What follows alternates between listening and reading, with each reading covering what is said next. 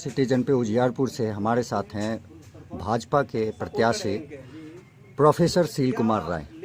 नमस्कार सर, सबसे पहले हम जानना चाहेंगे आपके नाम के साथ प्रोफेसर जुड़ा हुआ है, तो इसके बारे में कुछ बताइए। और ये प्रोफेसर जुड़ना ही अपने आप में बहुत बड़ी बात होती है, क्योंकि ये शिक्षा जगत से जुड़ा हुआ है और बिहार में अभी भी शिक्षा बहुत ऊपर तक नहीं गया है। तो इसके बारे में आप कुछ बताइए और अपने साथ जो प्रोफेसर जुड़ा हुआ है उसके बारे में कुछ बताइए। देखिए, मैं संत कबीर महाविद्यालय में समस्तीपुर में संस्कृत विभाग का व्याख्याता हूँ, असिस्टेंट प्रोफेसर, सहायक प्राध्यापक। और यह भी विरोधाभासी चीज है। आप देखिए, संस्कृत को कहा जाता है, प्रचलित है कि वो ब्राह्मणों की भाषा है, वो सिर्फ ब्राह्मण ही पढ़ सकते हैं। लेकिन यहाँ भी मैं इस मामले में भी मैं काफी प्रतिक्रियावादी रहा हूँ कि मैं क्यों नहीं पढ़ सकता, यादव इसको क्यों नहीं पढ़ सकते। और इसलिए हमारा झुकाव संस्कृत की ओर रहा और संस्कृत मैंने पढ़ा, एमए किया, पीएचडी किया और आज मैं संत कबीर महाविद्यालय में संस्कृत विभाग का अध्यक्ष हूँ।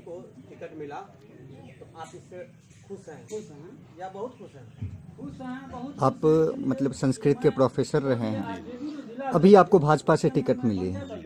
इससे पहले आप राजद में रहे हैं, लोजपा में भी रहे हैं, तो उस दोनों छोड़ के बीजेपी को से जुड़ने का क्यों आपके अंदर विचार आया? अब आप ये समझिए कि जब मैं राष्ट्रीय जनता दल में था, वह एक स्वाभाविक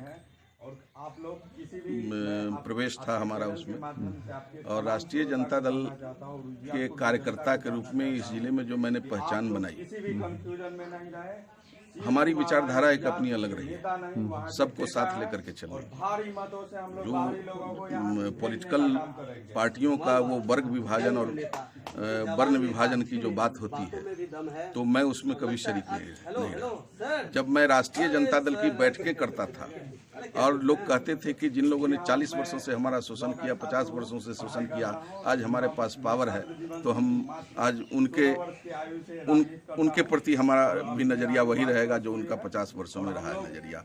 लेकिन मैं अपने कार्यकर्ताओं को ये समझाता था कि क्षमा शोभती उस भुजंग को जिसके पास गरल हो, उसको क्या जो दंतहीन विषहीन विनीत सरल हो। सत्ता एक विष के समान होता है और जब आपके हाथ में शक्ति है, पावर है, और उस समय जो आपका व्यवहार होता है, अगर आप किसी की गलतियों को क्षमा करते हैं तो वो क्षमा मानी जाती है। जब आप सत्ता से अलग हो जाएंगे, समाज आज न कल तो सत्ता जाएगी, सत्ता तो आने जाने का वो क्रम चलता रहता है। जब आप सत्ता से अलग होंगे तो फिर यही व्यवहार आपका काउंट होगा कि आप सत्ता में बैठ करके क्या कर रहे हैं। सर, सत्ता की और एक ऐसे समाज के निर्माण की दिशा में हमने कदम बढ़ाया जहां किसी को किसी से बैर नहीं हो और सब लोग हिल मिल करके इस समाज को विकास के रास्ते पर ले चले। सर, सत्ता और जो है सत्ता और अगर पावर की बात की जाए, सत्ता से पावर आती है, लेकिन एक समाज सेवी के लिए क्या वो पावर होने के बाद ही वो समाज सेवा का कर सकता है, जैसे आप बता रहे हैं? समाज सेवा तो वैसे भी की जा सकती है, लेकिन पावर इसलिए जरूरी है कि आप अन्याय होने से रोक सकते हैं। पावर में रहने पर ही आप अन्याय होने से रोक सकते हैं। सर, भारत में लोकतांत्रिक देश है, तो इसमें हर किसी को बोलने का अधिकार है, हर कोई बोल सकता है।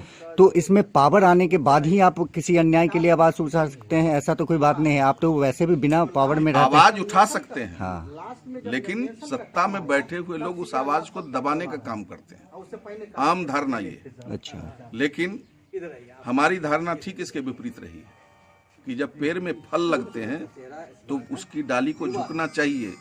यही प्राकृतिक नियम है, एकदम सही। प्राकृतिक नियम यही है कि जब पेड़ में फल लगते हैं तो उस डाली को झुकना चाहिए।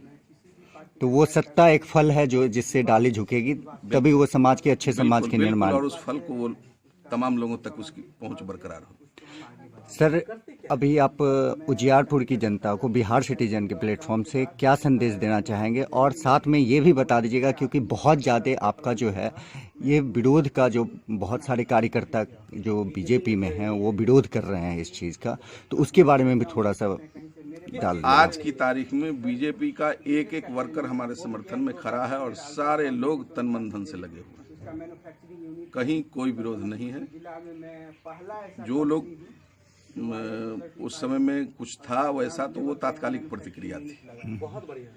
लेकिन आज की स्थिति में ऐसी कोई बात नहीं है, सारे के सारे लोग हमारे साथ हैं। संदेश क्या देना चाहते हैं उजियारपुर की बस जनता? पूरी ताकत के साथ इसको जीतना है, और जीतने के साथ ही पूरे जिले के अंदर एक ऐसा माहौल तैयार करना है जहां हम पूरे समाज को लेकर के साथ चल सकें और उन लोगों को सबक सिखा सकें जो लोग बाहर से उम्मीदवार ला करके उतार देते हैं और यहाँ के लोगों का सिर्फ इस्तेमाल करते हैं। यूज एंड थ्रो वाली स्थिति है, सिर्फ वोट लीजिए और फिर उनको छोड़ दीजिए अपने हाल पे।